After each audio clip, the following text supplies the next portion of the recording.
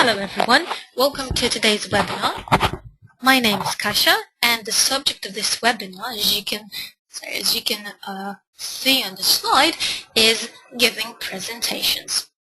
Right, let's start with a poll. In a second, you'll see a question on your desktops. Please answer the question.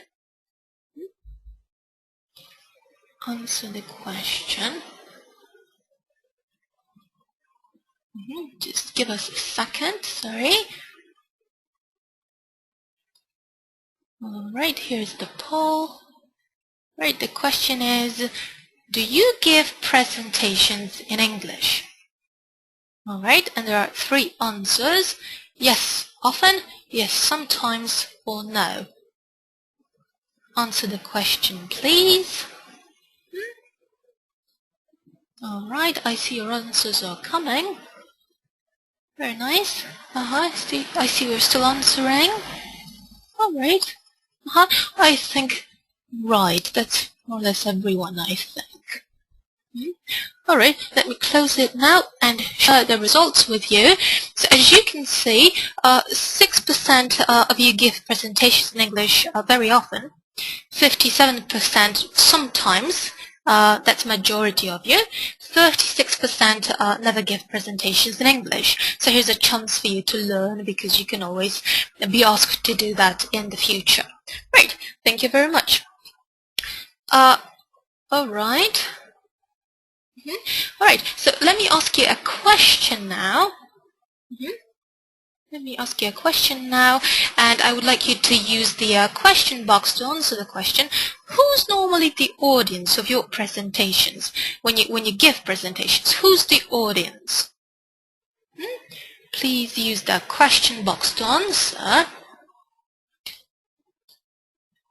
Who is the audience? The board, thank you.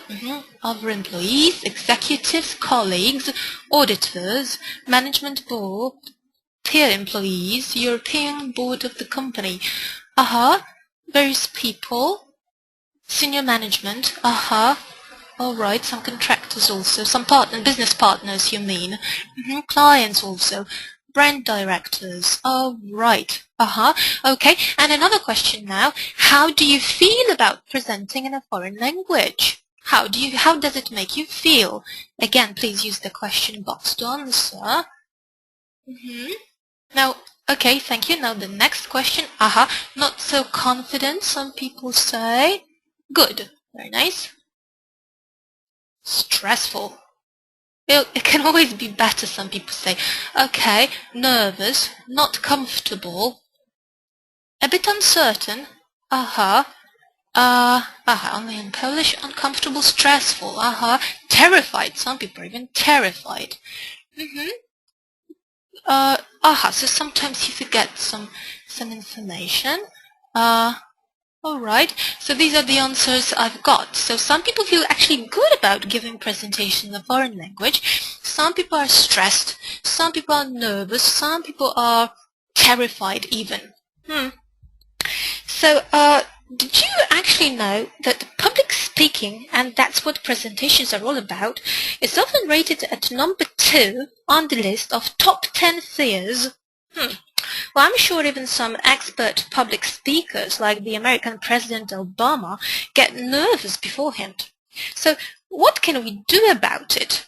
Well, we can simply learn how to speak in public. Let's learn some useful phrases that will help us go smoothly through the whole process and will also help you to overcome the fear, because fear it is. Alright, so let us begin. Let's start by me telling you about the outline of my presentation, the overview. So first of all, I'll talk about getting started, how we kick things off. Then I'll go on to talk about visuals, visual aids. And then next, we'll discuss how to bring the presentation to a close, how to conclude. Finally, or lastly, we'll elaborate on how to deal with questions. basically or briefly, well, I have actually more than 3 things to say, and there are a number of points that I'd like to make. So, this is what I'm going to talk about today. However, the most important thing I want you to familiarize yourselves with is signposting. Signposting will be present in all these parts: getting started, visuals, concluding, and questions. Right, but what is it actually? What is signposting? Well, it's all the words and phrases that people use to tell the listener what has just happened and what is going to happen next. It's sort of like a road sign, which you can see in the picture, which showing you which way to go. So it's the same thing with signposts. It sort of shows you which way you're going to go, what you're going to do next. If we'd like to paraphrase, clarify, we could say, well, in other words, or simply put, or what I'm saying is, or to put it another way, it's all the typical phrases that we use that guide us through the whole presentation. All right, so let's focus now on the first part of my presentation, that is getting started. Right, so how do we welcome the audience? I'm sure you're familiar with most of these expressions. What you can do is say, good morning, good afternoon, ladies and gentlemen. If you know the audience well, you could just say, hi everyone. First of all, let me thank you all for coming here today. Or you could say, I'm delighted that so many of you could make it today. The next thing you do is obviously introduce yourself. So you could do it by saying, let me introduce myself. I'm Kasia from Worldwide School. Well, for those of you who don't know me, my name's Kasia. Or as you probably know, I'm the new HR manager, head of senior teacher in my case, or I'm head of logistics here at, and of course she gives the name of the company. The next thing you do, having introduced yourself, is, well, you tell the audience what the presentation is about. How? Well, you can say, as you can see on the screen, our topic today is, or today's topic is, or what I'd like to present to you today is, or you can do it in a different way and say, the subject of my presentation is, or my talk, yes, is concerned with giving presentations today. Alright, perhaps it's also a good idea to tell the audience about the organization of your presentation. You might want to inform the audience about the time. How long will the presentation take? For example, my presentation will take about probably 30-40 minutes. Well, if you've prepared handouts, you might want to tell the audience that you've got them, so you can say, well, there's no need to make notes, or please take one and pass them on. So speaking of handouts, as Anya said at the very beginning, you'll be provided with the materials from today's webinar afterwards, so don't worry if you don't manage to write something down. Okay, let's go on then. So having informed the audience about how long the presentation will take, about the handouts, well, you'd probably like to explain why the audience will be interested in the talk. So you could say, my topic is especially relevant to those of you who are going to make presentations in English in the near future. Or today's topic is of particular interest to those of you who want to develop their presentation skills, maybe impress their boss. How about that? Or by the end of this talk, you'll be familiar with some common phrases used when giving presentations. It's important here to use the pronouns you or even we to highlight common interest. right? We're sort of all interested in this topic. Now, how do you tell the audience what you're going to say? And here I'd like to focus on some grammatical structures, actually. So you could do it by using this would like to plus infinitive phrase. For example, I'd like to bring you up to date on some recent developments regarding some project. Or we could simply use future simple, will plus infinitive. For example, I'll start off by reviewing our current position. Another two structures we could use are going to plus infinitive, like in the example, I'm going to talk about giving presentations. Or we could use future continuous, that is, will be a verb plus a gerund. For example, during the next 30 minutes, we'll be looking at, for example, the advantages and disadvantages of a new system. So these are all the structures, or some of the structures you can use to inform the audience what you're going to say. Let me just show them to you again. Would like to plus infinitive, will plus infinitive, going to plus infinitive, or will be plus the verb plus a gerund. So let's practice. Have a look at this exercise, please. What about the first sentence? What do you think? Please use the question box to fill it in.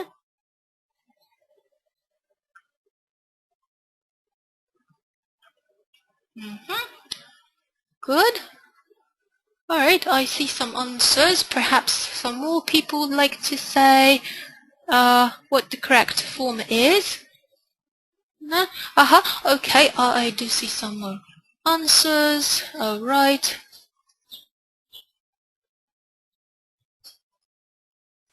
So remember, we write the answers in the question box, right? Questions. Alright, right, some answers are correct, some are not. Let's have a look at my answer. I would like to give you, or you could use the contraction, I'd like to give you an overview of this and that. What about number 2? Let's have a look at number 2. I'll be... Right. Okay, I see some answers are coming. A lot of good answers.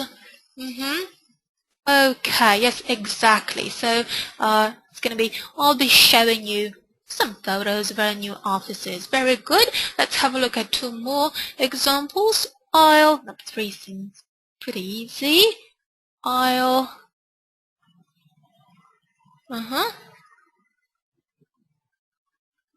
Right, this one is very simple. I'll start off by showing you a graph. And number 4, I'm describing. Okay, but perhaps if you want to say what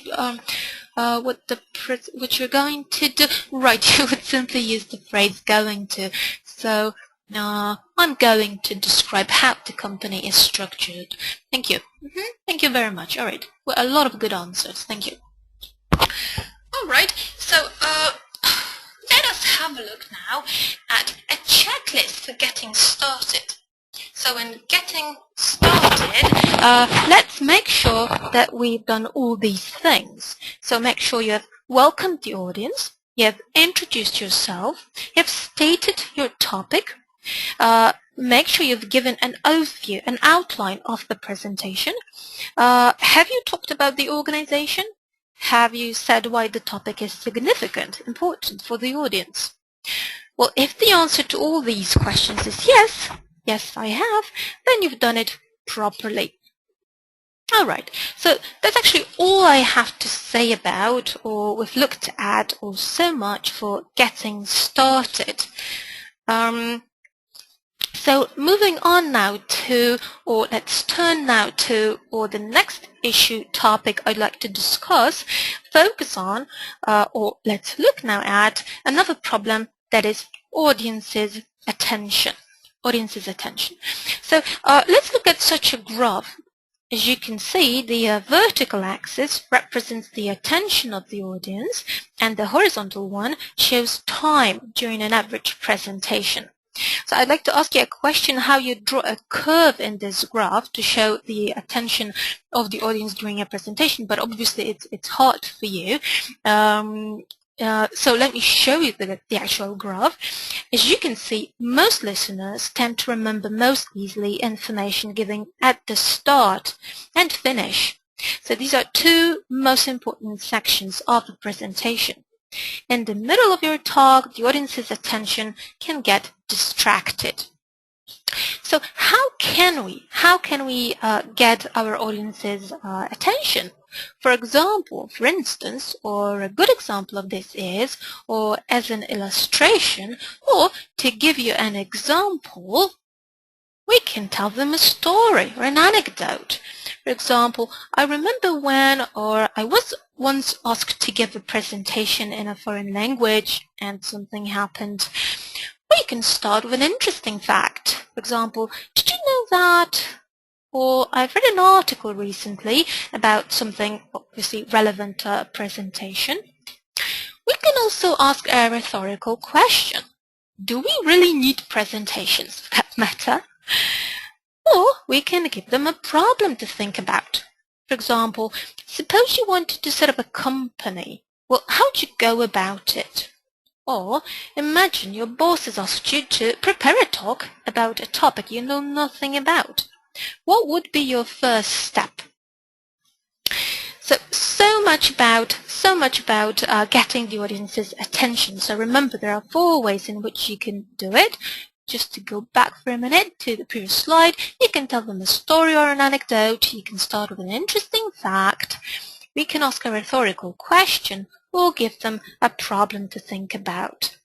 So let's now move on to the next part, that is visuals. Let's start, though, with some presentation tools. And again, that's a question for you.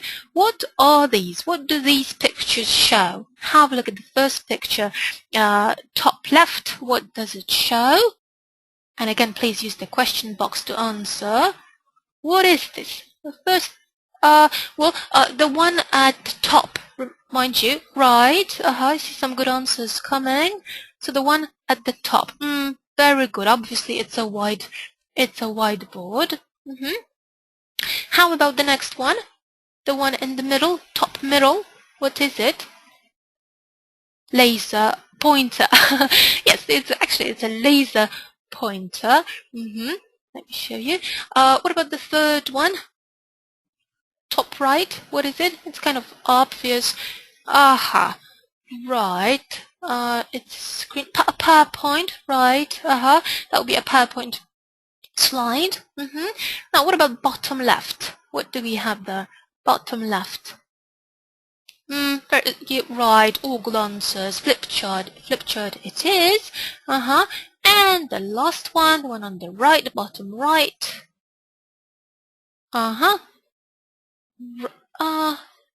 Well, maybe not exactly beamer, but it is a projector. Exactly. It is a projector. Old-fashioned equipment, maybe. Okay, but a projector it is. Okay, now, okay, so what about some visuals now? The things we want to show to our audience. What's the first thing on the left? What would you call it? The first thing on the left, top left. It's a graph. Right, would you be more specific? What kind of... Oh, right, thank you very much. Very good. So it's a pie chart. Right, a pie chart. What about the picture on the right? Top right. I see no answers yet. Oh, very good. Thank you, Mariusz. Mariusz, right.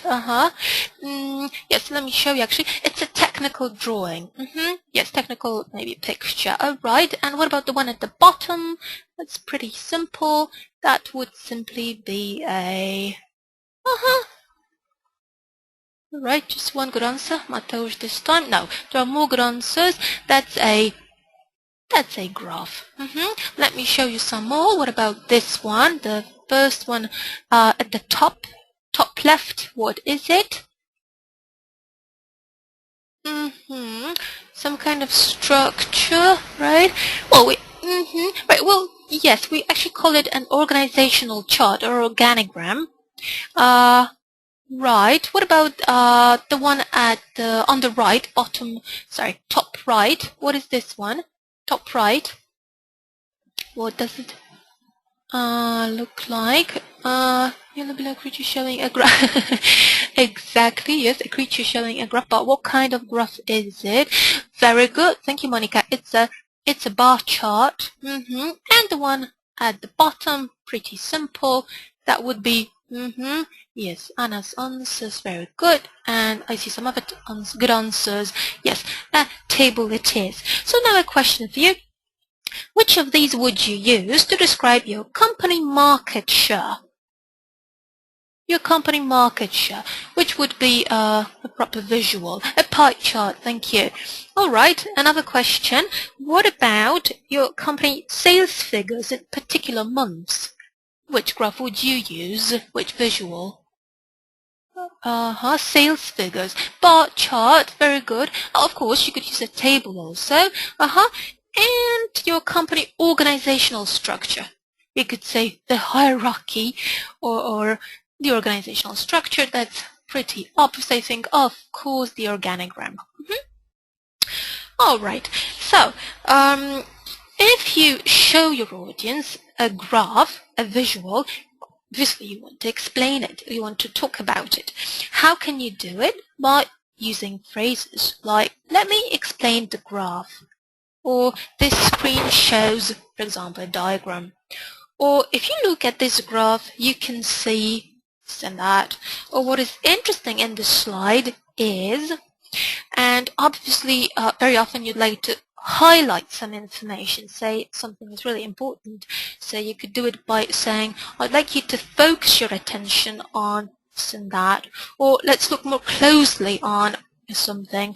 Or what I'd like to point out here is this and that. Or I'd like to draw your attention to something.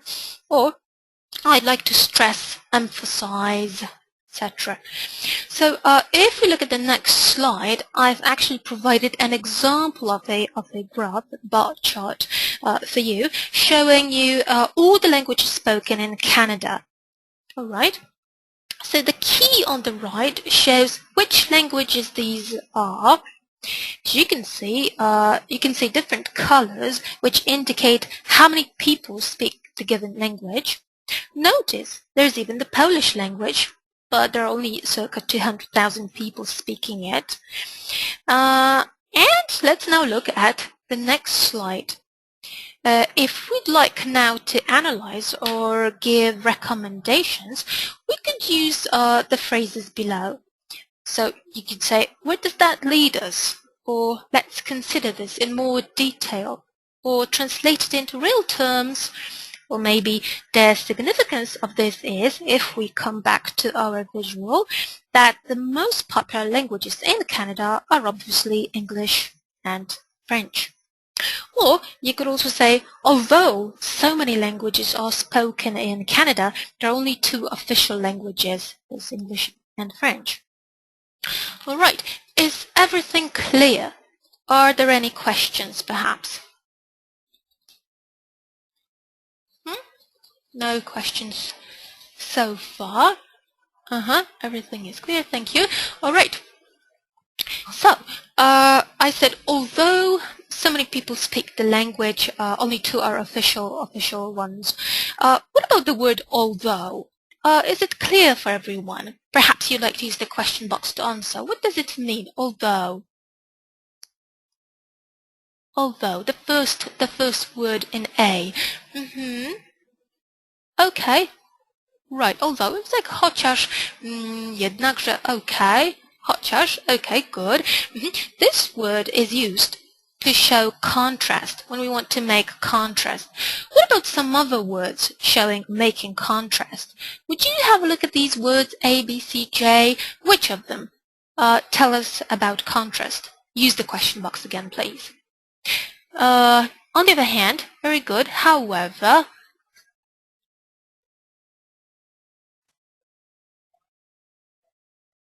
despite, very good. I see whereas also. However, while, Of course, right. And you're also giving I that is nevertheless. Okay. So what about describing results? Number 2.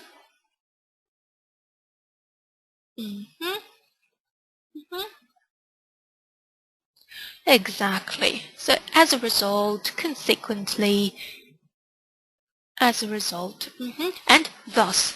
Exactly. Let me show you the key now. Does everybody understand all these words? Are they clear? Any questions perhaps about any of them? Let me read them. So under making contrast, we've got although, on the other hand, however, whereas, despite. Nevertheless, do we understand this one? Could anyone explain, say what it means, nevertheless? Some people don't know. And I see some good answers. Very good. Oh, even in English. Perfect. Niemniej jednak. Okay. And while. And for describing results, consequently, thus. And I'd like to ask you again about the meaning of this one.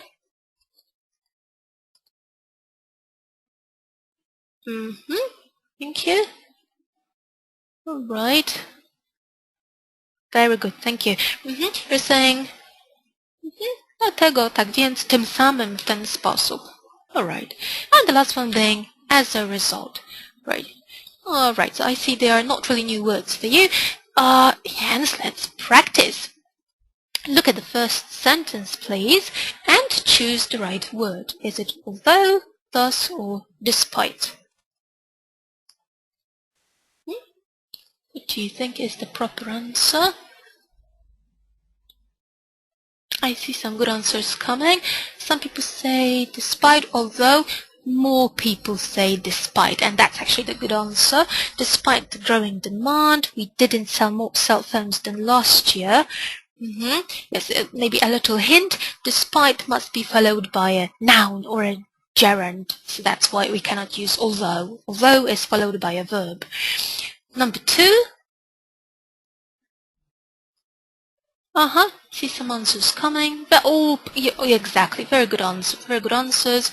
Most answers are correct. Consequently, so we have to pay more to our suppliers. Consequently, our products have been more expensive. Okay. One more.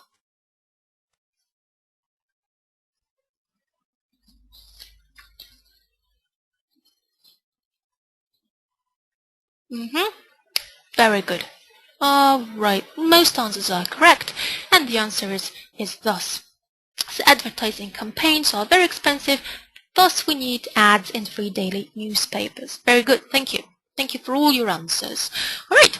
So when presenting visuals, let's make sure we have made sure our visual is clear and easy to understand. Let's make sure we've started by telling the audience what it illustrates. Let's highlight the key points. Let's also make sure that we've reduced text to a minimum. And let's make sure we've presented information clearly and logically. And again, if the answer to these questions is yes, we've gone through the next part successfully. Alright, so let's move on now to the next part, that is concluding. So when we know we're ending the presentation, we're about to conclude, it's good to signal. So we could do it by saying, I'm now nearing the end of my presentation, or this brings me to the end of my talk, or let me just go through the main issues again. You may want to summarize the main points by saying, well, to sum up, or to summarize, or, right, let's sum up, shall we? Or to conclude, or in short. In short, we have so far discussed 3 out of 4 parts of a presentation, namely getting started, visuals, and concluding. And we've revised or learned some of the typical phrases one can use. Unfortunately, I seem to have run out of time, so I'll conclude briefly by saying that this is how we can conclude our presentation. And let's practice again. have a look at these 4 sentences, please, and try to fill in the gaps with a given preposition or an adverb. Number 1. Very good. Number 1 is everybody's got it right. So this brings me to the end of my talk. Number 2. Let me just go. Yes, most answers are through. Very good. Let me just go through the main issues again. Like when you summarize. Number 3. All right. See, quite a lot of good answers coming. Very good. Right. All of you are correct about this one. So that's all I wanted to say about number 4. All right. Let me just go back to the story I told you earlier. Exactly. Very good. Thank you so much. So having completed the exercise, let's talk a little bit, let's talk a bit more about effective conclusions. If you want to make a good last impression, you can ask a question which surprises, shocks, or even provokes your audience. Anything to make them think and to make a lasting impression. For example, after all, isn't that why we're here? Or let me just finish with a question. When we have finally mastered the technique of giving presentations, what is there to be afraid of? Nothing, right? Right? We could also refer back to the beginning. You can think of your presentation as a kind of sandwich with 2 slices of bread, that is the introduction and conclusion, and cheese, meat in the middle. That would be the main part. So the sandwich strategy means that you have a connection between the beginning and the end of your talk. For example, you can start by telling the audience a funny story at the very beginning, then stop at an exciting moment, only to come back to it to finish at the very end of your talk. So you could refer back to the beginning by saying, let me just go back to the story I told you earlier. Or, remember what I said at the beginning about people being afraid of speaking in public, of giving presentations? Well, maybe that's because they haven't attended such a webinar. And another way in which we can conclude effectively is by quoting a well-known person. So we could say, as someone once said, or to quote, or to put it in the words of Dale Carnegie, who's the author of Public Speaking for Success, there are always 3 speeches for everyone you actually gave. The one you practiced, the one you gave, and the one you wish you gave. So as you can see, the feeling of imperfection is quite common even among people who are experts at giving presentations. Right? So we could use a quotation. What we could also do is call the audience to action. So we could say, now it's your turn. Let's go and put all the information into practice next time you give a presentation. So make a real effort when preparing a presentation, take a deep breath before delivering it, and achieve your goal. All right. And again, let's have a look at a checklist for conclusions. Make sure that you have signaled the end of your talk. Make sure you've summarized the key points, that you've thought of an effective way of concluding, and that you've made your final sentence. So, we've looked at concluding, and now let's move on to questions. And again, over to you. Do you prefer questions during or after the presentation? Why?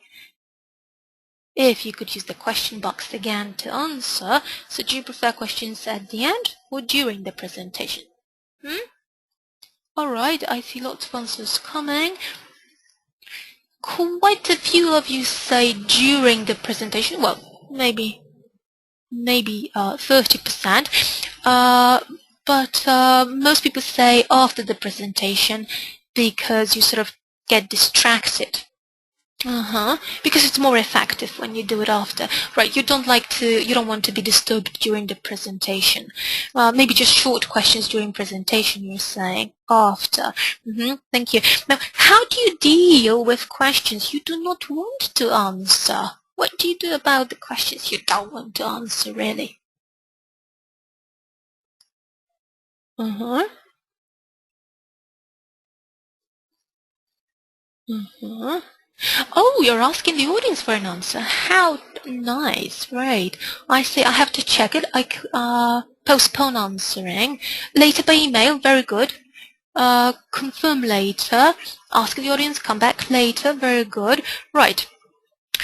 Right, you can always tell the audience you'll answer the question later, sort of hoping they'd forget, right, to ask the question later on.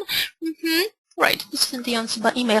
Okay, how about the last question? What do you do if you can't answer the question, you simply do not know the answer? What do you do?